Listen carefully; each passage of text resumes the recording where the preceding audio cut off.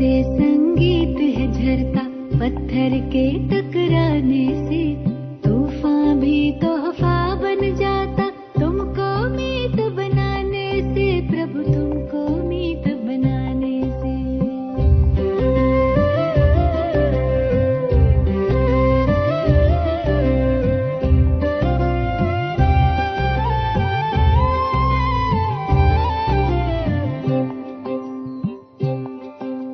सागर रास्ता दे देता, पर्वत भी झुक जाता है।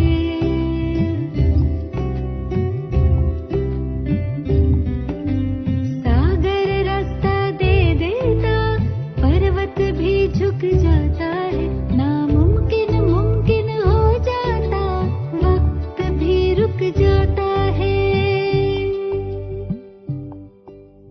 हम जाने या तुम जानो,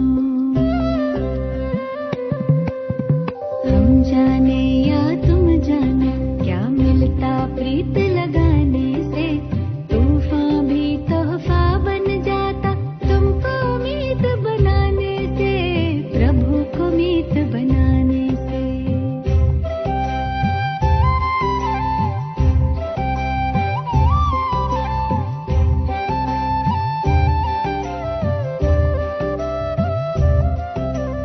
याचना ना कामना, तुमसे कुछ ना मांगे हम।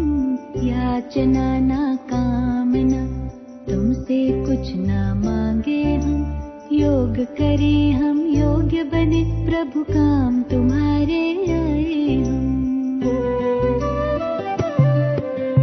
कष्ट कटे सब विघ्न मिटे, कष्ट कटे सब विघ्न मिटे। लगन की अग्न लगाने से तूफान भी तोहफा बन जाता। तुमको मीत बनाने से, प्रभु को मीत बनाने से।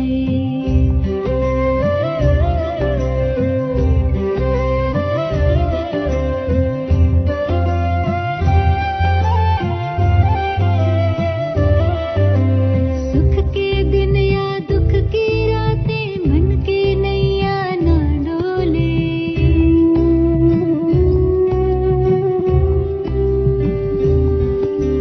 सुख के दिन या दुख की रातें, मन की नैया ना डोले। जीत हार हो, फूल खार हो, जितना खाए हिचकोले। सदा समर्थ सहारा तुम, सदा समर्थ सहारा तुम। देते हाथ थमाने से तूफान भी तोहफा बन जाता। तुमको मीत बनाने से, प्रभु को मीत बनाने से। झरनों से संगीत है झरता, पत्थर के टकराने से तूफान भी तोहफा बन जाता। तुमको मीत बनाने से, प्रभु तुमको मीत बनाने से। हाँ, प्रभु को मीत बनाने से। हो, तुमको मीत बनाने से।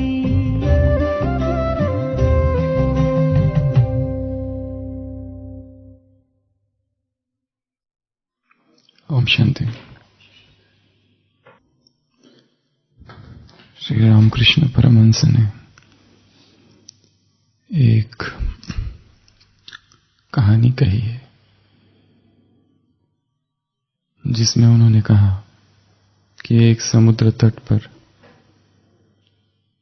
बहुत सारे पंडित, ज्ञानी, विद्वान, शास्त्रज्ञ इकट्ठा होते हैं और ये चर्चा छिड़ जाती है कि समुद्र कितना गहरा है, गहरा है भी या नहीं, अथाह है या उसकी थाह है। कोई कहते हैं आज तक उसको किसी ने नापा ही नहीं है, तो ये कैसे कहा जा सकता है कि वो बहुत गहरा है। कोई कहते हैं परंतु शास्त्रों में लिखा है कि वो बहुत गहरा है, अथाह है। कोई कुछ कहता है, कोई कुछ कहता है, और इस तरह बहुत बड़ी बहस उस समुद्र तट पर चलती है और ढेर सारे लोग इकट्ठा होते हैं उन्हें सुनने के लिए। उस भीड़ में 2 नमक के पुतले भी होते हैं और 2 नमक के पुतले सामने आते हैं और वो लोग कहते हैं कि इससे विवाद से क्या होगा, हम खुद ही कूदते हैं और पता करके आते हैं कि सागर कितना गहरा है, सागर था वाला है या अथाह है। और सबके सम्मुख वो 2 नमक के पुतले छलांग लगा देते हैं सागर में और अंदर ही अंदर डूबते जाते हैं। सोचते रहते हैं और कितना गहरा है और कितना गहरा है और कितना गहरा। और जब नीचे पहुंच जाते हैं और अब ऊपर आने की बारी होती है तो वो पुतले पाते हम तो है ही नहीं, क्योंकि नमक तो पानी में घुल गया, वो पानी के साथ एक हो गए। बाहर बैठी भीड़ अभी भी इंतजार कर रही है। दिन गुजर गए, हफ्ते गुजर गए। उन्होंने सोचा अब ये 2 पुतले नहीं आएंगे और चर्चा अब भी जारी है कि सागर अथाह है या थाह वाला है, कितना गहरा है ये अब तक पता नहीं किसी को, क्योंकि जो गए वो लौट के नहीं आए। कौन बताएगा कि कितना गहरा है, क्योंकि जो जाएगा वो वापस नहीं आएगा। गए तो 2 थे पर अंततः केवल सागर ही रहा, 2 रहे ही नहीं, द्वैत रहा ही नहीं, अद्वैत हो गए। उसी तरह ये परमात्मा भी कौन है? सागर है। किसका सागर है? प्रेम का सागर है। अगर कोई तट पर बैठकर अन्वेषण, विवेचन, विश्लेषण करता रहे कि परमात्मा क्या है, परमात्मा कैसा है, वो कितना गहरा है, उसका प्रेम कैसा है, तो उसके हाथ में कुछ भी नहीं आएगा, केवल तर्क। और जो इस सागर में उतरता है इस जिज्ञासा से ये सागर कैसा है, वो शायद लौट के कभी नहीं आएगा, क्योंकि ये प्रभु प्रेम का सागर है। इस प्रेम के सागर में चेतना विलीन हो जाती है और वो सागर और वो चेतना एक हो जाती है। इसलिए ये बताना बहुत मुश्किल है कि ये सागर कितना कठिन है, परंतु ये जो मार्ग है सागर में डूबने का कठिन है तो बहुत सहज भी, परंतु कठिन भी बहुत है, क्योंकि इसमें डूबने के लिए क्या चाहिए? हिम्मत चाहिए, साहस चाहिए, समर्पण चाहिए, विश्वास चाहिए, तो ही इस सागर में डूबा जा सकता है। रहीम ने बहुत अच्छा लिखा है, रहीम मम मोम तुरंग चढ़ी चली वो चाह पावक माही, प्रेम पंथ ऐसो कठिन सब कोई निभवत नाही। लिखा है प्रेम का जो मार्ग है वो ऐसा है जैसे कोई मोम का पुतला है, मोम का पुतला घोड़ा, और वो कहां जा रहा है? चरिबत पावक माही, आग पर चल रहा है। मोम का पुतला कहां चल रहा है? आग पर। तो ये जो मार्ग है ये प्रेम का पथ है। प्रेम पंथ ऐसो कठिन सब कोई निभवत नहीं। परंतु जो इस मार्ग पर चल पड़ता है उसके लिए सब कुछ क्या हो जाता है? सहज हो जाता है। कष्ट कटे सब विघ्न मिटे, लगन की अगन लगाने से तूफा भी तोहफा बन जाता तुमको मीत बनाने से। प्रभु तुमको मीत बनाने से। झरनों से संगीत है झरता पत्थर के टकराने से। तूफा भी तोहफा बन जाता तुमको मीत बनाने से। सागर रास्ता दे देता पर्वत भी झुक जाता है। नामुमकिन मुमकिन हो जाता वक्त भी रुक जाता है। हम जाने प्रभु या तुम जानो क्या मिलता प्रीत लगाने से। तूफा भी तोहफा बन जाता तुमको मीत बनाने से। तो अभी अव्यक्तवाणी चली है बाबा की। सच्चे दिल से बाप वो परिवार के स्नेही बन मेहनत मुख बनने का वायदा करो और फायदा लो। रिकॉर्डेड मुरली है 15 नवंबर 2005 की और चली है अभी 1 नवंबर 2020 में। तो पूरी मुरली किस विषय पर है? स्नेह पर, प्रेम पर। प्रेम की किस बातों से तुलना की गई है मुरली में? प्रेम पानी है, ज्ञान क्या है? बीज। ज्ञान बीज है, परंतु इस ज्ञान के बीज को फलीभूत करने वाला जो है वो क्या है? प्रेम है। अगर प्रेम का पानी नहीं, केवल ज्ञान है, तो जीवन कैसा होगा? नीरस, रूखा सूखा। उसमें मौज नहीं होगी, उसमें मेहनत होगी। और जहां प्रेम है वहां मेहनत नहीं, जहां प्रेम है वहां मुश्किल नहीं, जहां प्रेम है वहां पर कोई बोझ नहीं। यदि ड्यूटी समझकर कुछ किया जाता है, कर्तव्य समझकर केवल, तो एक बोझ जैसा लगता है। पर जहां प्रेम घुल जाता है तो वो कर्तव्य, वो ड्यूटी केवल ड्यूटी नहीं रहती, वो जीवन बन जाता है। इसके लिए बाबा ने कहा, यदि प्रेम नहीं तो जीवन निरस, यदि प्रेम नहीं तो मेहनत। और जहां मोहब्बत है वहां पर मेहनत नहीं है। इसके पहले भी सुनाया था कभी। छोटी सी बच्ची जा रही है पहाड़ी पर, सन्यासी भी जा रहा है, कड़ी धूप है, दोपहर का समय है, पसीना आ रहा है, बहुत चढ़ाव है। सन्यासी उस छोटी सी लड़की को देखता है कि उसके कंधे पर कितना बोझ है, फिर भी वो खुश है। जब नजदीक आती है तो देखता है कि उसके पीछे तो एक बच्चा है। पूछता है, तू थकती नहीं है? वो कहती है नहीं। पूछता है, ये बच्चा कौन है? कहती है मेरा भाई। तुमको बोझ नहीं लगता? वो कहता है ये मेरा भाई है और भाई का बोझ नहीं होता। हाँ, अगर उसे किसी ने काम दिया होता और कहता है कि ये बोरा ऊपर पहुंचा दो, पैसे मिलेंगे, तो शायद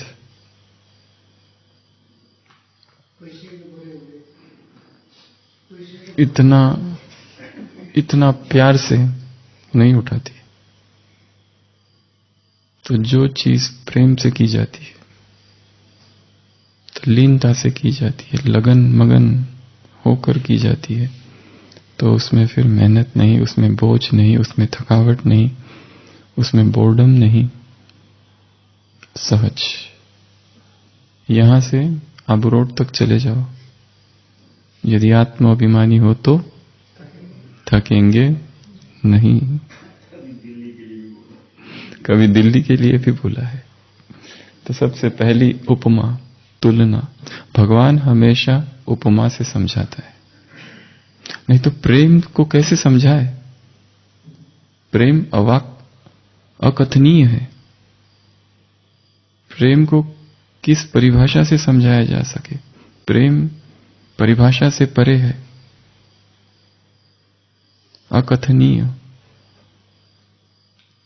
प्रेम की कोई परिभाषा नहीं दी जा सकती, प्रेम की उपमा की जा सकती है कि प्रेम इसके जैसा है, प्रेम ऐसा है, तो समझो कैसा हो सकता है। अगर बीज है परंतु पानी ही ना मिले तो शायद कभी अंकुरित न हो। इसके लिए इस ब्राह्मण जीवन का प्रेम क्या है? दूसरा फाउंडेशन। क्या कहा बाबा ने? नींव है, आधार है। केवल ज्ञान से, इस ज्ञान में बहुत कम लोग आए हैं, ज्यादा किससे आए हैं? प्रेम से। बहनों ने जो स्नेह दिया, जो स्नेह का अनुभव उनको हुआ, उसी के आधार से खींचे चले आए। इसीलिए स्नेह क्या है? चुंबक। तीसरी तुलना मैग्नेट। स्नेह ने सबको क्या किया? खींचा है। यहां क्यों आए हो? यह प्रश्न मुरली में पूछा गया है। किसने खींचा? बाप के स्नेह ने खींचा है, इसलिए आए हो। तो स्नेह चुंबक है, स्नेह नींव है, स्नेह पानी है। और स्नेह क्या है? विधि है। कौन सी विधि? समान और संपन्न बनने की स्नेह क्या है? विधि है। और तुम सभी को बाबा ने क्या कहा है? स्नेह के तुम पात्र बने हो, बाप के स्नेह के पात्र बने हो। इस स्नेह को समझना है। ये स्नेह कैसा है? क्या इस स्नेह की विशेषता है? और इस स्नेह में क्या क्या लीकेज, उसकी भी एक फहरिस्त गिनाई है बाबा ने। क्यों ये स्नेह लीकेज होता है? ऐसी कौन सी बातें आ जाती है जिससे ये स्नेह कम हो जाता है? तो शुरुआत में क्या कहा बाबा ने? किससे मिलने आए हैं बाबा? सर्वश्रेष्ठ स्वराज्य अधिकारी बच्चों से और सोमानधारी बच्चों से।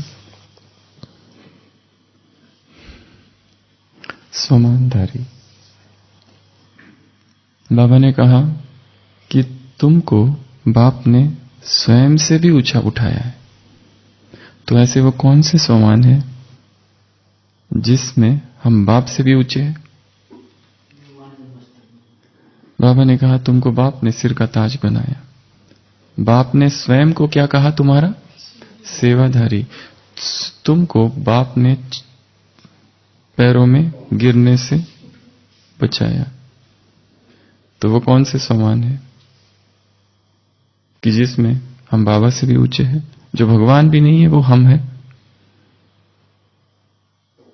वो कौन से समान है जिसमें हम बाबा से भी ऊंचे? डबल मालिक, पूजा भी डबल। बाबा ने कहा यहां अगर तुम सम्मान दोगे तो राज्य अधिकारी में जब बनोगे तब तुम्हें सम्मान मिलेगा, और द्वापर से तुम्हें भक्तों द्वारा सम्मान मिलेगा। तो डबल सम्मान, डबल मालिक। कौन कौन से डबल मालिक? वैकुंठ के मालिक, विश्व के मालिक और ब्रह्मांड के भी मालिक तुम बनते हो। और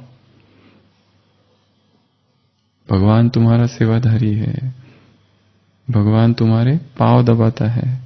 और धोबी है, तुम्हारे कपड़े धोने आए हैं। और बाप बच्चों के नाम की माला जपते हैं। और ऐसे वो कौन से समान है जिसमें हम उससे भी बड़े, बाप के भी बाप। बाप हमारे गुणगान करते हैं, हमारे गीत गाते हैं, हमारी महिमा करते हैं। भक्त जिसे ढूंढ रहे हैं वो किसके पीछे पड़ा हुआ है? भक्त जिसके पीछे है वो किसके पीछे है?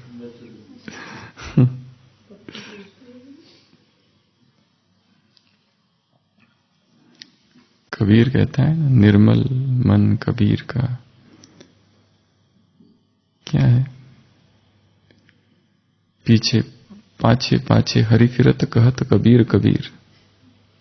कबीर ने अपने मन को इतना शुद्ध, इतना निर्मल कर दिया है कि अब पीछे पीछे हरि फिरत कहत कबीर कबीर। हे कबीर, हे कबीर करते कहते हरि पीछे पड़ा हुआ है। पहले हम उसके पीछे पड़े थे, दुनिया उसको ढूंढ रही थी, अब वो हमारे पीछे पड़ा हुआ है।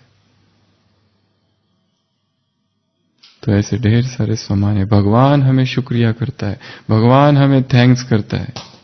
दुनिया क्या कहती है? Thank God. और भगवान क्या कहता है? थैंक्स बच्चे। तो वो हमको थैंक्स करता है, वो हमको शुक्रिया करता है, वो हमारी सेवा में आया है, वो इतना ऊंचे ऊंचे सम्मान हमको देता है, वो हमको नमस्ते कहता है। बाप बच्चों से भीख मांगते हैं, पवित्र बनो, पवित्र बनो।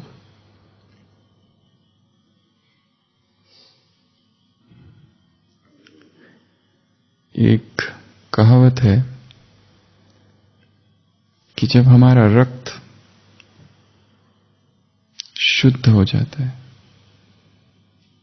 मल रहित हो जाता है, तब भूख लगना बंद हो जाती है। जिसके शरीर से सारे टॉक्सिन्स निकल गए, शुद्ध शरीर हो गया है, उसे फिर भूख बहुत कम लगती है और ऊर्जा बहुत अधिक होती है शरीर में। उसी तरह जब मन प्रभु प्रेम से भर जाता है या शुद्ध हो जाता है, तो जितनी भूख है, फिजिकल शारीरिक भूख, इंटेलेक्चुअल भूख, बौद्धिक हंगर, इंटेलेक्चुअल हंगर, भावनात्मक भूख, चौथी भूख है इमोशनल हंगर,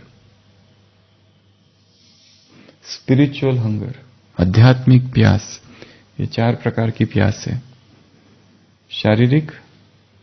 शारीरिक प्यास, सारा संसार इसी को तृप्त करने में लगा है, परंतु आज तक कोई तृप्त नहीं हुआ है, क्योंकि जितना भी तृप्त करो ये प्यास बढ़ती ही जाती है, बढ़ती ही जाती है। शारीरिक प्यास 2 प्रकार की है, एक भोजन, एक काम। ये प्यास कभी नहीं बुझती, कितना भी खाओ।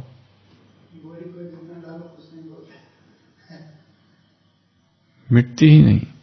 काम विकार, वंस मोर की कामना के साथ ही व्यक्ति शरीर छोड़ता है, मिटती ही नहीं।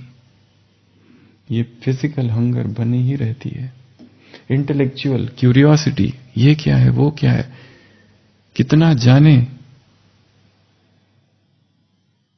कुछ भी चीज डालो इंटरनेट पर, हजारों चीजें आ जाती है। सारा के सारा जानने की कोशिश करो तो व्यक्ति एक दिन पागल हो जाएगा। इतनी इंफॉर्मेशन, इतनी सूचनाएं संसार में है। भूख है वो भी एक भावनात्मक भूख, प्यार चाहिए, सब कुछ है। अमीरों की समस्या क्या है? प्यार ही नहीं है।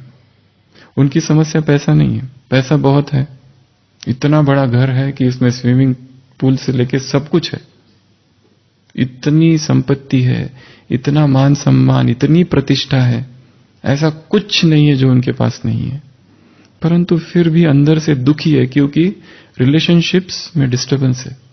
पति पत्नी है पर एक दूसरे से बात नहीं करते, बच्चे हैं पर टाइम नहीं है उनके लिए। इमोशनल हंगर और स्पिरिचुअल हंगर, जिनको ये सारे नहीं है वो आध्यात्मिक हंगरी है, क्योंकि आध्यात्मिक जीवन जी रहे 50 साल से, 20 साल से, 30 साल से। दुनिया उनको बहुत सुखी समझती है। सुबह अमृत वेला, मुरली, ब्रह्मा भोजन, मौन, एकांत, संसार की कोई झंझट नहीं है,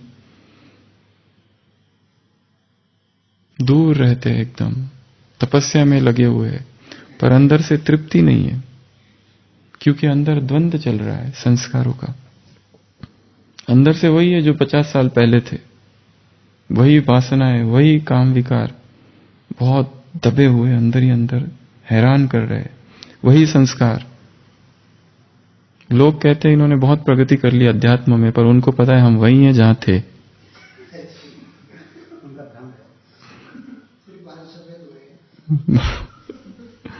कपड़े बदले हैं, बैच लग गया है, स्थान बदली हो गया है, समारोह हो गए हैं, अनगिनत बाबा से मिलन हो गया है बाहर, परंतु अंदर अतृप्ति है। ये भूख मिटी नहीं है, भूख अब भी है। भूख तभी मिटेगी जैसे रक्त शुद्ध हो जाता है और मल रहित हो जाता है तो भूख कम हो जाती है, क्योंकि अभी तक मन की शुद्धि नहीं हुई है। इसलिए इस मुरली में बाबा ने एक ऐसा प्रश्न उठाया है, जितना बाप से प्यार है उतना सबसे है, परिवार से है। क्योंकि प्रमाण पत्र सर्टिफिकेट तुमको किससे लेना है? परिवार से। ये बहुत मुश्किल सवाल है।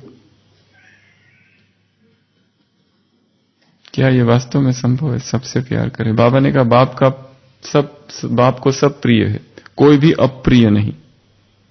बाप से तुम्हारा 100% प्रेम है। क्या ऐसा ही प्रेम तुम्हारा सबसे है? सभी ब्राह्मण आत्माओं से है। बाप का प्रेम जो आज आए हैं उनसे भी है, तो जो आज ही आदि रतन है उनसे भी है, जो 16,000 का लास्ट मन का है उससे भी है, जो प्यादा है उससे भी है, सभी से प्यार है। क्या ऐसा ही प्यार है? और बाप का प्यार क्यों है? केवल 2 छोटे कारण हैं, छोटे भी है बड़े भी है। एक तो बाप को पहचाना और मेरा बाबा कह दिया, बस ये 2 चीजें किसी ने कर दी तो बाप का प्यारा उतना ही प्यारा जितने आदि रतन है। ये तो हमको भी पता है कि इसने मेरा बाबा कहा है और इसने बाप को पहचाना है, पर प्यार तो नहीं है। क्योंकि हमें क्या दिखता है? कमजोरी। बाबा ने कहा अगर कोई अच्छी चीज ना हो सामने आ जाए तो क्या करते हो? देखते रहते हो या किनारा करते हो?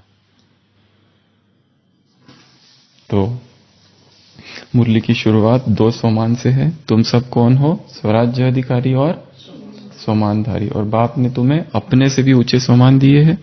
कौन से सोमान दिए? बाप ने तुम्हें गिरने से बचाया है पैरों में, बाप ने तुम्हें सिर का ताज बनाया है।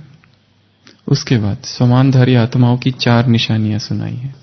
कौन सी? ये निशानी यदि हम में है, ये लक्षण यदि हम में है, ये साइंस यदि हम में है, ये बातें यदि हम में दिखाई दे रही है, तो ही कहा जा सकता है हम अंदर ही अंदर सोमान का अभ्यास कर रहे हैं। नहीं तो हम सोमान का अभ्यास नहीं कर रहे। और सोमान क्या करता है? देहभान को मिटाता है, अभिमान को मिटाता है, अर्थात हम देह अभिमान में है यदि सोमान का अभ्यास अंदर नहीं चालू है। पहला है, जो सोमानधारी होगा वो सबको क्या करेगा? सम्मान देगा। ये बहुत बड़ा काम है। कैसे सभी को सम्मान दिया जाए? जो हमारा बहुत सम्मान करता है उसको तो हम बहुत सम्मान देते हैं, जो हमारी दिन रात महिमा करता है, स्तुति करता है, उसको सम्मान देने में तो कोई ऐतराज ही नहीं। और जो मर गया है उसको तो खुले दिल से इतना सम्मान कर सकते, उसके ऊपर 1 घंटा बोल सकते भाषण, पर जब वो जिंदा था तब तो बहुत मुश्किल थी।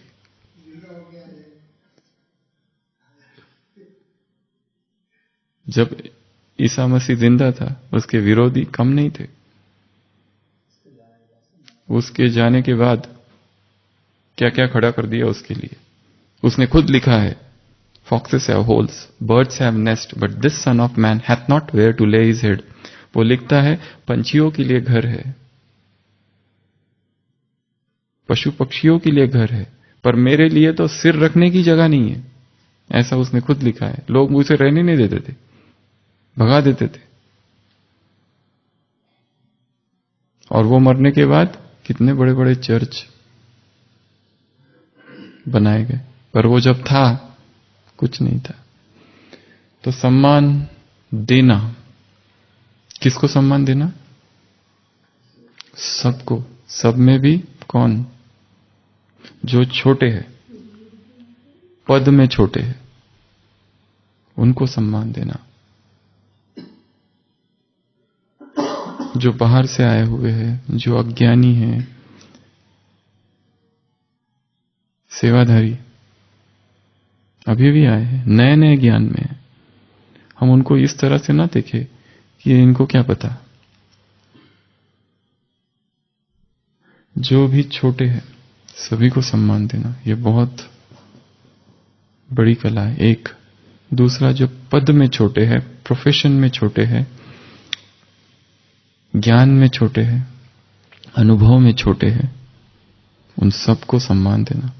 और उससे भी बड़ा, जो निंदा करता है, जो ग्लानि करता है, ज्यादा तो कम दे उतना भी बहुत है। ये कठिन काम है थोड़े, क्योंकि हमारे मन में जिन आत्माओं के साथ हम रहते हैं उनके प्रति निगेटिव इंप्रेशंस अंदर भरे पड़े। एक तो लिस्ट बनानी पड़ेगी कौन सी आत्मा है जिनके लिए हमारे मन में नेचुरली निगेटिव इंप्रेशंस है। उनको देखते ही पता चलता है कि ये जो है ना ऐसा है। माना ये संसार धोखेबाज है, माना ये संसार में सभी स्वार्थी है, पर भगवान खुद कहता है कि मेरा प्यार सबसे है, मेरे प्रिय सब है, कोई भी मुझे अप्रिय नहीं है। कुछ भी, कोई भी, कैसा भी हो, उसमें कुछ तो विशेषता है, कुछ तो है उसमें बस। क्योंकि यदि हम उसकी कमजोरियों का चिंतन करेंगे तो वो धीरे धीरे मेरा हिस्सा बन जाएंगे। इसलिए सबसे पहली चीज है, जो सम्मानधारी है वो सभी को सम्मान देगा। दूसरा, वो निर्माण होगा।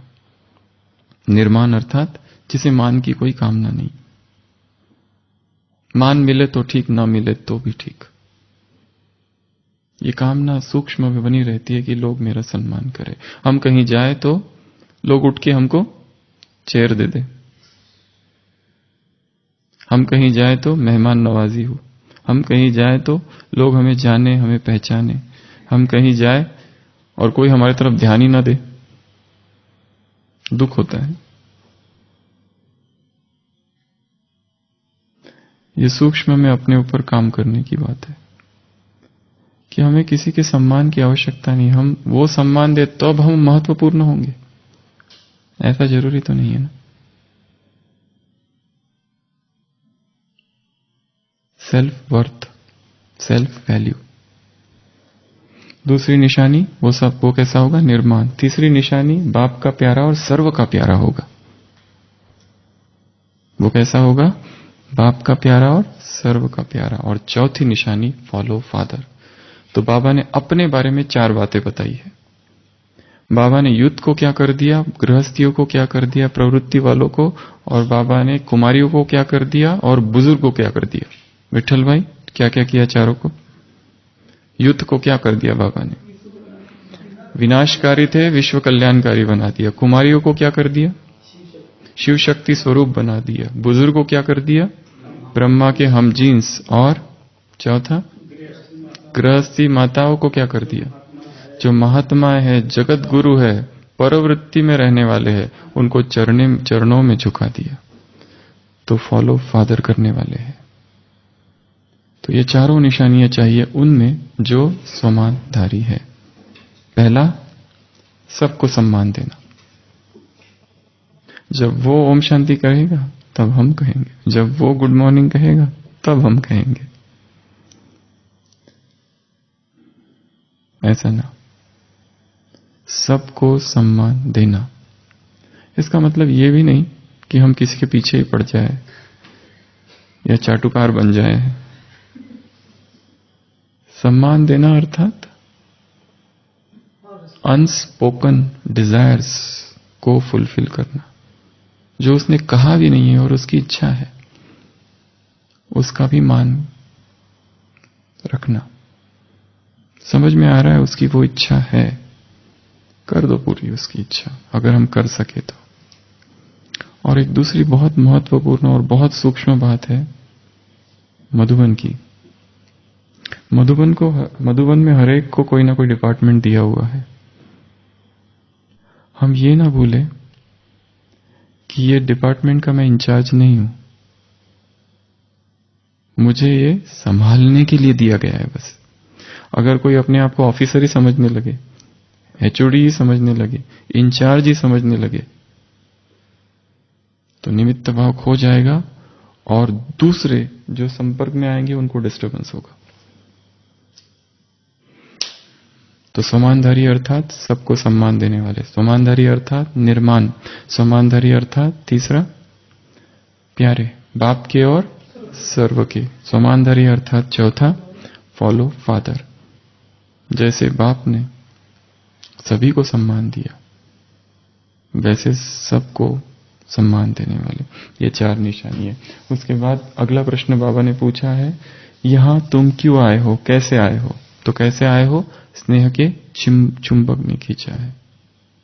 अगला प्रश्न पूछा है, बाप का प्यार सबसे क्यों है? उत्तर बता दिया, क्योंकि सबने क्या कहा? मेरा बाबा, और सबने पहचान लिया। उसमें भी डबल विदेशी होने के लिए क्या कहा आगे? तीखी नजर है, तेज नजर है, जो भिन्न भिन्न कल्चर में रहते हुए भी बाबा को पहचान लिया और यहां आ गए और उनकी 3 विशेषताएं सुनाई।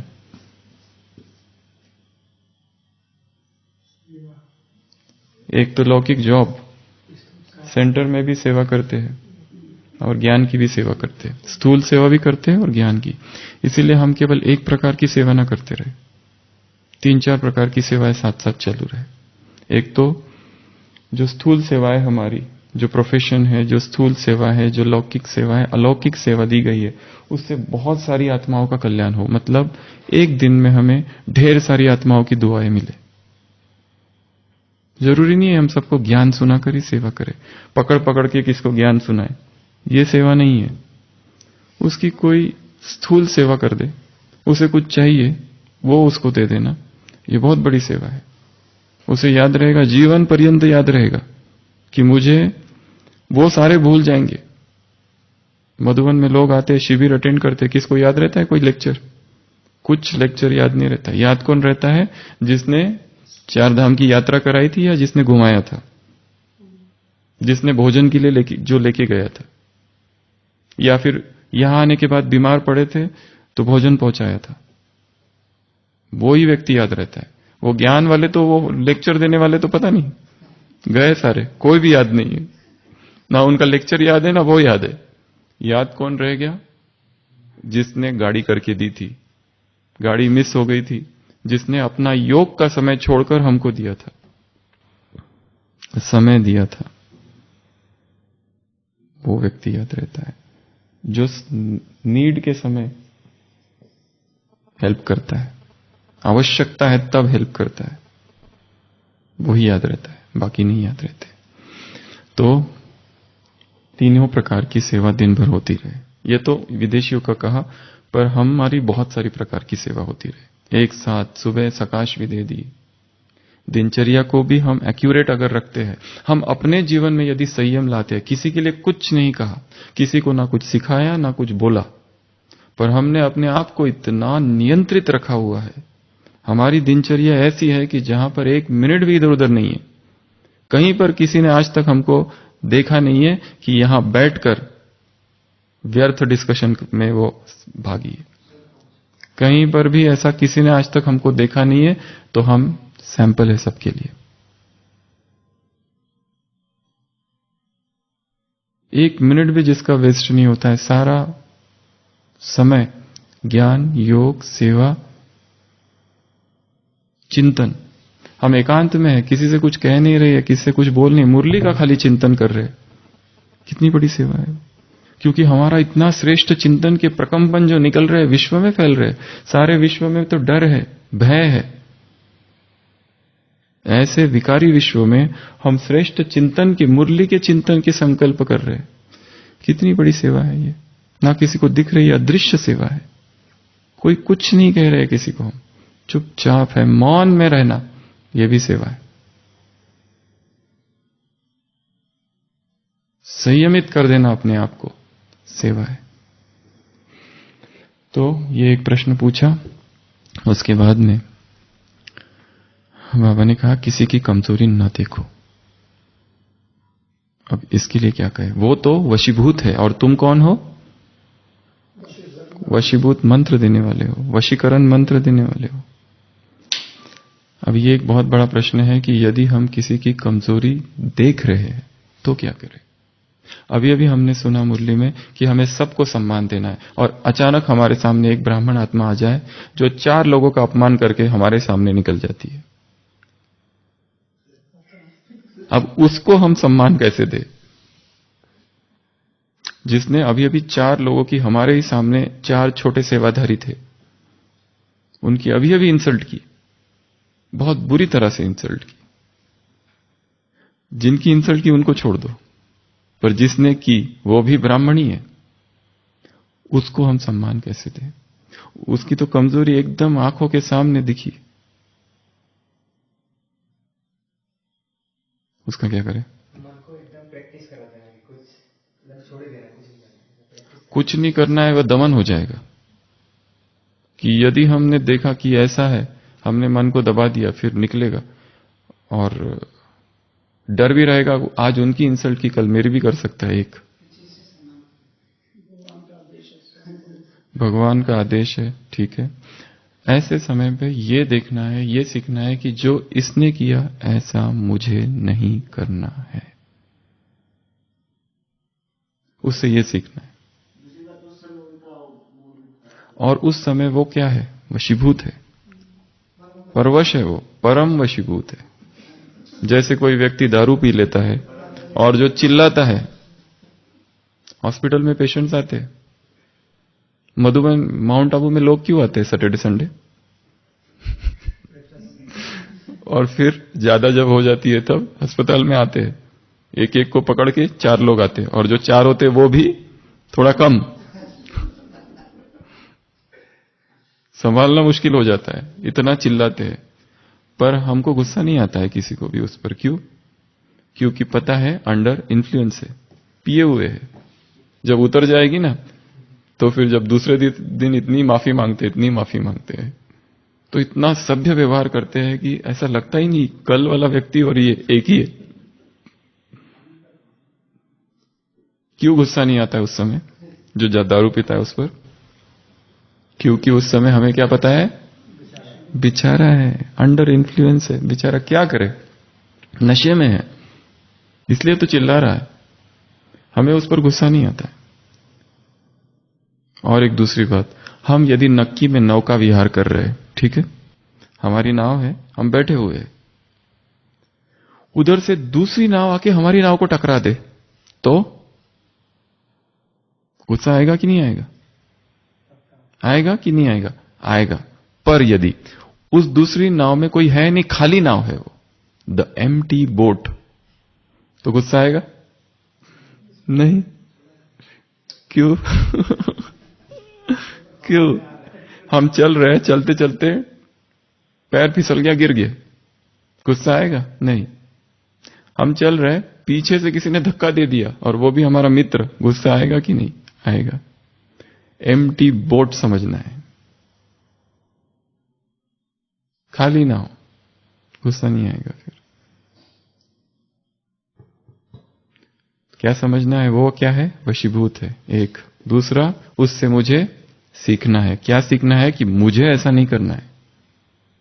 तीसरा, द एम्प्टी बोट, यह समझना है कि ये अगर नहीं भी होता, उसके बगैर भी अगर ऐसा हो जाता, तो मैं गुस्सा करता क्या? नहीं। तो जब भी किसी की, बाबा ने कहा, कमजोरी देखो ही नहीं, और जब दिखे किनारा कर लो, अवॉइड करो, ज्यादा वर्णन नहीं करो, ध्यान नहीं दो, ठीक है। और फिर यह भी सोचना है, शायद मैं इसकी जगह होता तो हम भी तो ऐसा ही करते। जब मेरी सोच वैसी थी तब मैं भी वैसा ही करता था, तो इसमें कोई बहुत बड़ी बात नहीं है कि मैं बहुत आगे निकल गया हूं। जब मैं इसके जैसा था तब मैं भी यही सब करता था। अभी तो मैं थोड़ा सा, मेरी समझ बढ़ी है, थोड़ा एकांत बढ़ा है, थोड़ा मुरली चिंतन किया है, थोड़ा ज्ञान समझा है, तो कहीं मुझे जाके अब समझ में आया है। अगर 10 साल पहले बुद्ध गांव से जा रहे, लोग आते गालियां देते, सबको कहानियां पता है। बुद्ध कहते हैं तुमने गलती कर दी, देरी कर दी, तुम 10 साल पहले आना चाहिए था तो मैं तुमको ईंट का जवाब पत्थर से देते, तुमने लेट कर दिया है, अब तो मैं कुछ कर ही नहीं सकता, इसके लिए तुम्हारी गालियां तुमको। तुम पहले अगर आए होते तो हां, फिर देखना मजा चका दिया होता। ये जो कहा ना तुमने, बहुत बुरा कहा। तो कमजोरी देखो ही नहीं। तो बाबा ने कहा तुमको सर्टिफिकेट इस ब्राह्मण परिवार से लेना है। क्यों विठल भाई? क्योंकि बाबा क्या स्थापन करने आए हैं? धर्म और राज्य, परिवार। इसीलिए इस परिवार से भी सर्टिफिकेट तुमको लेना है।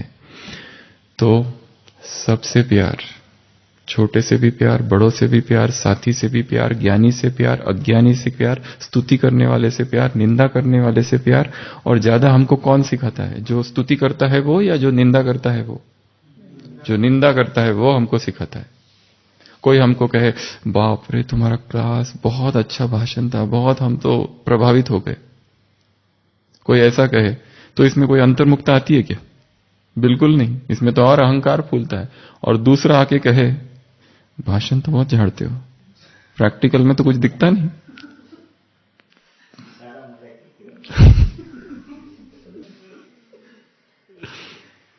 ठेस लगती है ना, ये तुम जो कुछ सुना रहे हो ना, ये तो तुम्हारा नहीं लगता है, कहीं से चुराया हुआ है। ठेस लगती है फिर। हाँ, रटा रटाया है और कुछ नहीं है इसमें। ऐसी बातें है, खाली फालतू है, दिखता तो कुछ नहीं, खाली बोलते हो, करते कुछ नहीं हो। तो चाहे कोई भी हो, हम सम्मान इसलिए नहीं दे रहा है कि वो क्या है, हमें सम्मान इसलिए देना है कि भगवान का आदेश है। ये मुरली में बाबा की श्रीमत है, सभी को सम्मान दो, इसलिए देना है क्योंकि वो खुद वैसा कर रहा है। ये बाप समान बनने की एक स्टेप है। और हर एक का पार्ट अलग है। उस दिन भी सुना है ड्रामा की राज है, एवरीबडी इज डिफरेंट, हर एक भिन्न है, सब एक जैसे नहीं हो सकते। अगली पॉइंट है, बाबा ने कहा वायदा और फायदा, कि मेहनत मुक्त बनने का ये वर्ष है। तो जो भी वायदा किया जाता है, जो भी प्रतिज्ञा है, कल भी हमने चर्चा की थी, छोटे छोटे संकल्प लेने हैं और फिर क्या करना है, अमृत वेले के बाद रियलाइज, और रियलाइज अर्थात अनुभूति, और रिवाइज अर्थात उसको पुनरुक्त करना है, उसको रिवाइज करना है माइंड में। जैसे हमने एक संकल्प ले लिया है कि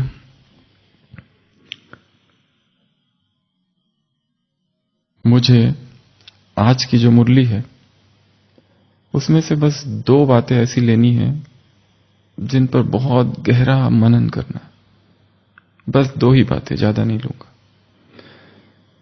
तो अमृत वेले के बाद रिवाइज करो उसको कि ये मुझे रियलाइज करो, ये आज मुझे करना है, और उसको रिवाइज करना है दिन भर। वो कौन सी 2 पॉइंट है पावरफुल कि जो मुझे रिवाइज करनी है। कोई भी छोटा से छोटा संकल्प लेना, कायदा, वायदा, और उसके फिर मुझे फायदे क्या क्या होंगे। मैं ये करता हूं, ये अगर करूं तो क्या होगा, मैं ये खाता हूं, अगर ये खाया तो क्या होगा, मैं यहां जाता हूं, ये अगर नहीं गया, ये किया तो क्या होगा। कुछ भी छोटे छोटे संकल्प, छोटे छोटे वायदे। एकदम बड़ा सा वायदा मत करना, मैं आज से बाप समान बन जाऊंगा शाम तक, हाथ में कुछ भी नहीं आएगा। मुझे लक्ष्मी नारायण बनना है, हाथ में कुछ नहीं आएगा। वायदे कैसे हो, एम टारगेट कैसा हो, छोटे छोटे छोटे छोटे छोटे छोटे छोटे, बहुत छोटे छोटे छोटे। आज कहीं पर भी जहां व्यर्थ चिंतन हो रहा है, मैं 1 मिनट भी वहां खड़ा नहीं रहूंगा। आज जैसे ही मैं लोगों से अपनी निंदा सुनूंगा, अचल अडल रहूंगा, क्योंकि लोग तो निंदा करेंगे ही। जो जितना सत्य बोलेगा उसकी उतनी ज्यादा निंदा होगी, जो दूसरों को खुश करेगा उसकी कम निंदा होगी। ज्यादा पॉपुलर और फेमस कौन बनते हैं, जो ऑडियंस को खुश करने की कोशिश करते हैं। और जो कड़वे प्रवचन, कटु वाणी बोलते हैं, थोड़ा सा सत्य बोलते हैं, वो उनके विरोधी भी बहुत होते हैं। पर अंदर से उनको भी पता होता है कि ये जो कह रहा है यही सत्य है, हम नहीं कर सकते, वो दूसरी बात है, इसलिए बाहर से निंदा करो। पर अंदर से हर एक महसूस करता है कि ये काम हमको 30 साल पहले ही करना चाहिए था। ऐसा गहरा मुरली का चिंतन तब करना चाहिए था, क्यों हमारे 30 साल व्यर्थ में चले गए, पॉलिटिक्स में, राजनीति में चले गए। अध्यात्म में आके हमने क्या किया। ऐसे स्थान पर जहां इतना मौन और एकांत है, हमें कुछ और करना चाहिए था, कुछ और ही करते बैठे। अब आंख खुली, समय बीतने के बाद। कबीर कहता है, कबीर के जो भी प्रवचन है उसको उलटबासी कहते हैं, उल्टे है वो। एक अचंबा हमने देखा, नदियां लागी आग। कबीर कहता है, एक अचंबा हमने देखा, नदियां लागी आग। नदी को आग लगी है, ये अचंबा। मौत सामने खड़ी है पर व्यक्ति सोचता है मरूंगा ही नहीं। ये अचंबा हमने देखा, नदियां लागी आग। तो जो भी प्रतिज्ञाएं, ओथ्स, प्लेज, प्रतिज्ञा, वायदे, प्रोमिसेस, डिसीजंस, संकल्प किए जाए, उनको क्या करना है? रिवाइज करते रहना, बार बार याद कर, और किसी और को बताने की आवश्यकता नहीं। हमारे अपने संकल्प है, हमारी अपनी प्रतिज्ञा है, हमारे अपने डिसीजंस है, खुद ही उनका पोषण करें अंदर ही अंदर, और वो इतने सूक्ष्म होने चाहिए और इतने गुप्त होने चाहिए कि किसी को उसका कोई खबर, क्योंकि जैसे हम बता देते हैं खत्म।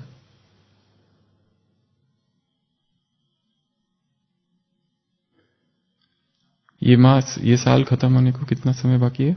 2 महीना। ये साल खत्म होगा। ये साल खत्म होने से पहले हमें क्या करना है? 2 महीने में इसका आज पुरुषार्थ बनाना है, आज प्लानिंग करनी है अगले 2 मास की, कि मेरी वो सबसे गहरी कमजोरी जिसने मुझे सबसे ज्यादा धोखा दिया है, रुलाया है, और पकड़ में ही नहीं आती, वो पकड़ने जाओ तो नीचे नीचे यहां तक हाथ पहुंचा है, वो वहां है।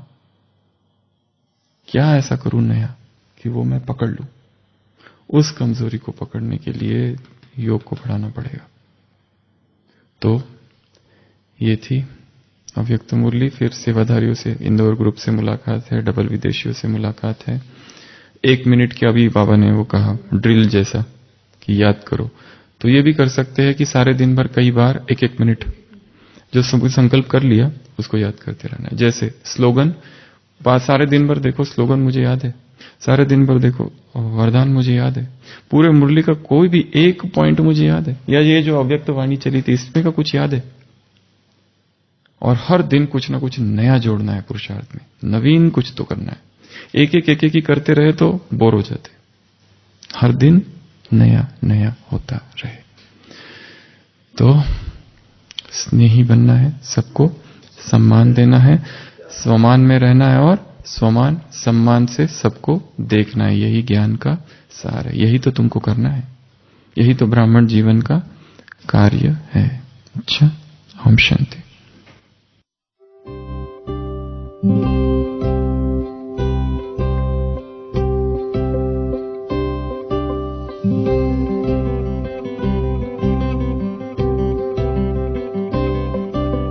झरनों से संगीत है झरता, झरनों से संगीत है झरता, पत्थर के टकराने से तूफान भी तोहफा बन जाता, तुमको मीत बनाने से प्रभु, तुमको मीत बनाने से। झरनों से संगीत है झरता, पत्थर के टकराने से तूफान भी तोहफा बन जाता, तुमको मीत बनाने से प्रभु, तुमको मीत बनाने से।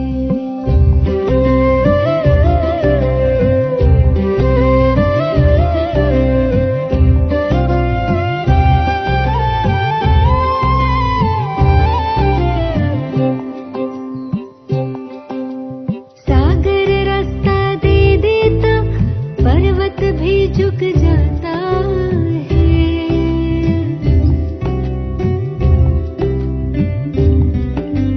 सागर रास्ता दे देता, पर्वत भी झुक जाता है, नामुमकिन मुमकिन हो जाता, वक्त भी रुक जाता है।